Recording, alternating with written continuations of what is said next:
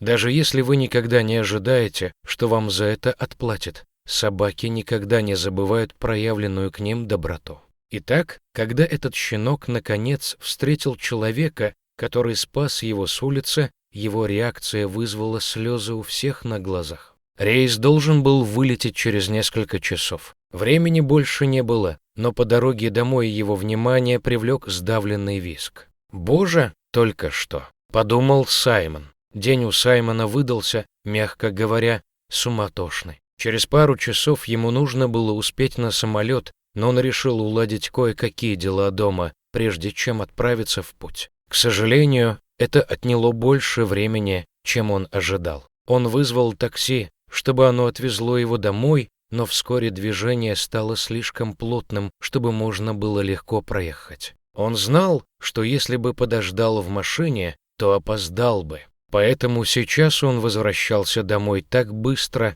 как только мог. По дороге Саймон свернул налево и пошел по тропинке, по которой никогда раньше не ходил. Предполагалось, что она срежет путь к району, где он жил. Но как только он добрался туда, он понял, почему многие люди часто выбирают более длинный маршрут. Он заметил пару бродячих собак, сидевших поблизости. Те, кто не лежал, пытались найти как можно больше еды. Саймон был из тех, кто в свободное время регулярно работал волонтером в различных приютах для животных, и ему не нравилось то, что открывалось перед ним.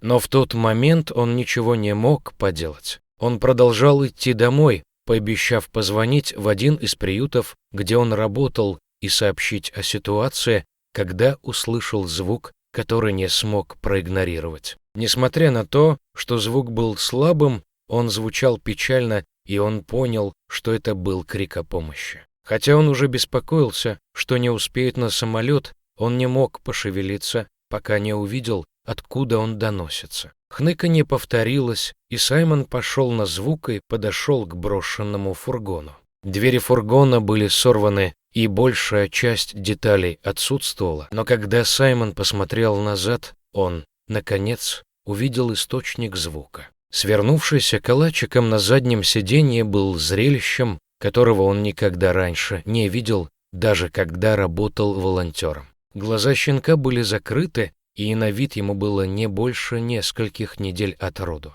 Сиденье, на котором он лежал, было грязным, но не это разбило ему сердце. Щенок был напуган и совсем один. Большая часть его тела была покрыта твердыми чешуйчатыми пятнами, из-за которых казалось, что щенок превращается в камень. Саймон знал, что пятна, покрывающие его тело, называются чесоткой и часто появляются у собак, которые долгое время были без присмотра или брошены на произвол судьбы. Когти у щенка выросли, под ними запеклась грязь, а вокруг жужжали мухи, не давая щенку покоя. Щенок дрожал, и когда Саймон пригляделся повнимательнее, он понял, что на теле у него не было шерсти, из-за чего он не мог сопротивляться холоду. Саймон медленно приблизился к фургону, но щенок никак не отреагировал на его присутствие. Он лежал, свернувшись калачиком, и тихо поскуливал, что свидетельствовало о том, что животному было больно. Саймон не знал, как долго щенок пробыл там, но, несмотря на то, что он спешил на самолет, он не мог оставить его. Он достал пачку собачьих галет, которая была у него в сумке. Он купил их несколько штук и планировал по возвращении отнести в приют для животных. Но если бы он этого не сделал, то ему ни за что не удалось бы привлечь внимание щенка. Саймон открыл пакет и протянул руку, мягко прося собаку поесть. Несколько минут щенок не обращал на него внимания, но Саймон был не из тех, кто легко отступает. Он положил еще несколько кусочков в свою ладонь и снова протянул ее. Он также потряс упаковку, надеясь привлечь внимание щенка к запаху и звуку. Не в силах больше сопротивляться, щенок повернул голову к рукам Саймона и быстро съел из них. Саймон положил ему в руки еще немного, и щенок снова принялся за еду,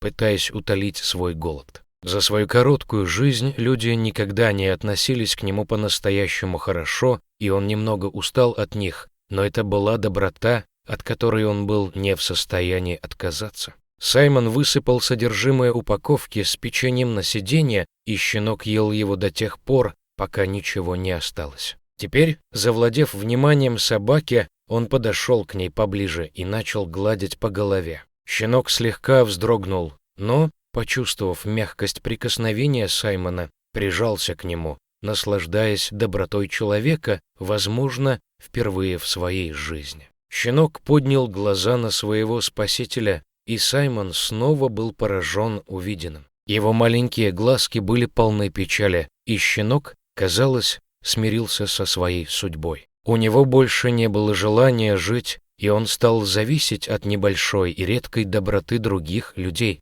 чтобы выжить. Из-за инфекций и мух, которые его окружали, другие бродячие собаки старались держаться от него подальше. Твердые пятна на теле также затрудняли его передвижение, из-за чего щенку было трудно выходить на улицу и заботиться о себе самостоятельно. Саймон продолжал гладить щенка по голове, размышляя, что делать дальше. Он посмотрел на свой телефон и заметил, что у него осталось всего 3 часа, чтобы успеть на самолет вовремя. Дома ему оставалось еще немного собрать вещи. Однако он больше не собирался оставлять щенка на произвол судьбы. Он снял куртку и осторожно положил на нее бедное животное. Он не думал ни о чем, кроме как о том, чтобы обезопасить щенка, и позвонил знакомому ветеринару с просьбой о помощи. Кабинет ветеринара находился недалеко от того места, где он находился, и он немедленно поспешил туда, все время повторяя щенку, что все будет хорошо. Видя, что его окружение меняется так внезапно, щенок использовал те немногие силы, которые у него еще оставались, чтобы бороться с мягкой, но сильной хваткой Саймона, но он не сдавался, пока не добрался до кабинета ветеринара. Ветеринар вызвал Саймона к себе в кабинет почти сразу же, как только тот приехал, и начал осматривать щенка. Это был один из самых тяжелых случаев, с которыми когда-либо сталкивался ветеринар. Инфекция распространилась на большую часть тела щенка, и ветеринар был удивлен, что Саймону вообще удалось найти его живым. Он объяснил, что чесотка была на теле щенка довольно долгое время, что затрудняло лечение. Однако при интенсивной терапии это было возможно. Тем не менее, ветеринар предупредил, что инфекция может иметь долгосрочные последствия для животного. Возможно, он больше никогда не сможет отрастить шерсть, что может повлиять на качество его жизни. Но это не было приоритетом для Саймона. Он заботился о том, чтобы щенок получал наилучший уход, поскольку его не будет рядом, чтобы какое-то время следить за ним. Во время поездки он должен был уехать из страны на 2 месяца и попросить ветеринара сделать все необходимое, чтобы животное выжило. Ветеринар пообещал держать Саймона в курсе состояния щенка и с этими словами ушел. К счастью, Саймон добрался до аэропорта вовремя, чтобы успеть на свой рейс, и в глубине души ему было грустно, что он не сможет увидеть, как щенок превращается в здоровую и счастливую собаку. Но он сделал все, что мог, в надежде, что ветеринар останется верен своим словам. С каждой неделей щенок постепенно выздоравливал, но это был трудный процесс. Он боролся с несколькими инфекциями, и ему приходилось давать антибиотики и пищевые добавки. Его тело также нужно было дезинфицировать и мыть несколько раз в день, чтобы удалить пятна, которые делали его существование невыносимым. Из-за чесотки и отросших когтей щенок довольно долго не мог ходить, и ему пришлось заново учиться передвигаться. Как и было обещано, у щенка больше не было никаких признаков того, что у него может вырасти шерсть, и ветеринару пришлось приложить дополнительные усилия, чтобы постоянно держать щенка в тепле. 3 месяца спустя ветеринар связался с Саймоном и сообщил ему хорошие новости. Щенок выздоровел. Поскольку Саймон не проявлял никакого интереса к усыновлению щенка, ветеринар сказал ему, что он обратился в приют для животных, который был готов взять щенка к себе. Приют для животных также предложил обучить щенка и постараться устранить любые травмы, которые он получил, оказавшись на улице. Щенок все еще был застенчивым и проявлял небольшое недоверие к людям, и приют для животных хотел решить эту проблему до того, как он подрастет. Таким образом, щенок смог легко адаптироваться к человеческому дому, как только был усыновлен. Саймон все еще не вернулся из своей поездки и быстро дал ветеринару свое согласие. Он от всего сердца надеялся, что щенок навсегда найдет свой дом и забудет о травме, причиненной ему жизнью на улице. Саймон продолжил свою работу за границей, и теперь, когда он знал, что щенок цел и невредим, он отвлекся от этого и сосредоточил свое внимание на других вещах. Они с ветеринаром перестали общаться, и к тому времени, когда он вернулся в страну 5 месяцев спустя, он почти забыл о животном, которое спас. Однако, когда он возвращался домой с вечерней прогулки, ему вспомнилось, что произошло в тот день и насколько неожиданной была находка. Он вернулся на угол, где нашел собаку, и заметил, что количество бездомных собак уменьшилось, хотя старый фургон все еще стоял там. Вернувшись вечером домой, он позвонил ветеринару. Он хотел расспросить о щенке и очень хотел услышать хорошие новости. Пока Саймон взволнованно расспрашивал о щенке, он заметил, что тон ветеринара стал тихим и серьезным. Ветеринар сообщил Саймону, что щенок все еще находится в приюте для животных, и его работники обеспокоены этим. Из-за того, что у щенка не было шерсти, большинство людей, которые приходили в приют в поисках хозяев, часто не обращали на это внимания.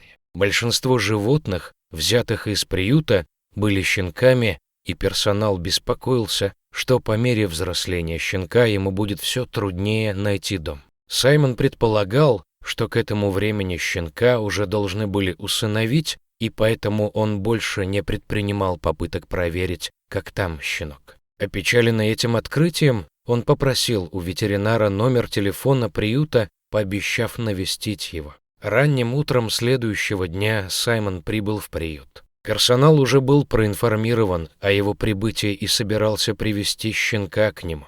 Однако Саймон не был уверен, что животное вспомнит его. Его долго не было, и когда они встретились, щенок не разглядел его как следует. Даже если животное его не помнит, Саймон хотел убедиться, что с ним все в порядке, и, если возможно, с этого момента он хотел быть частью жизни животного. Но страхи Саймона вскоре рассеялись, когда они со щенком встретились взглядами. Без предупреждения пес выпрыгнул из рук работника и подбежал к Саймону. Он возбужденно лаял, и, прежде чем Саймон успел отреагировать на его радость, щенок прыгнул Саймону на руки и лизнул его в лицо. Никто в приюте для животных раньше не видел, чтобы щенок так волновался за кого-либо. Они слышали, как Саймон спас его, но такая реакция хрупкого животного согрела их сердца. Щенок крепко держался за Саймона и не отпускал его, пока тот шел за работниками,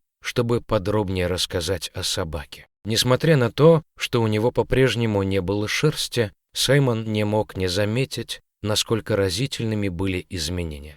Теперь, когда инфекция прошла, щенок выглядел намного крупнее и упитаннее. Если бы он не знал Саймона лучше, то ни за что бы не поверил, что это тот же самый щенок, которого он видел почти 9 месяцев назад. Работники приюта для животных подтвердили слова ветеринара Саймону. Они даже разместили несколько объявлений в социальных сетях и написали статьи о щенке, надеясь найти кого-нибудь, кто согласился бы его усыновить. Хотя многие присылали пожертвования, чтобы помочь, никто из них не выказывал намерения взять его к себе. Сотрудники также беспокоились, что, увидев, как другие животные обретают свой вечный дом, щенок почувствует себя брошенным и снова опечалится. Но они ничего не могли сделать, чтобы другие люди захотели его видеть. Хотя Саймон всегда был волонтером в приютах для животных, у него никогда не было собственного питомца. Он всегда был занят поездками по стране и за ее пределы и никогда не думал, что у него есть все необходимое для того, чтобы животное зависело от него все время. Но, увидев щенка, счастливо лежащего у него на руках и смотрящего на него, он не смог заставить себя уйти из приюта и оставить его там. Он спросил персонал, не возражает ли он, если он возьмет щенка к себе. Сотрудники были удивлены, но сразу же согласились оформить документы как можно скорее. Они должны были убедиться, что у него есть подходящие условия для содержания животного и, учитывая его уникальное состояние, Саймону нужно было знать определенные вещи, чтобы лучше за ним ухаживать. 2 недели спустя усыновление было одобрено, и Саймон вернулся домой со щенком. Он назвал его Добби и вложил деньги в одежду и игрушки, чтобы щенок составлял ему компанию, особенно когда его не было дома. Ему по-прежнему приходилось путешествовать, но он нашел способ сократить продолжительность каждой поездки. Когда ему приходилось уезжать, его друзья предлагали присмотреть за Добби, и он часто прибегал к помощи сторожа, когда поездки были более длительными. Саймон всегда чувствовал себя виноватым из-за того, что оставлял Добби, когда ему приходилось путешествовать, но, возвращаясь, чтобы встретиться с собакой, радуясь встрече с ним, он избавлялся от чувства вины. Этот опыт породнил их обоих, и это было не то, что могло исчезнуть. Какая невероятная история. А вы бы спасли щенка. Если вам понравилась история, обязательно оставьте комментарий и подпишитесь на канал. До встречи в следующем видео.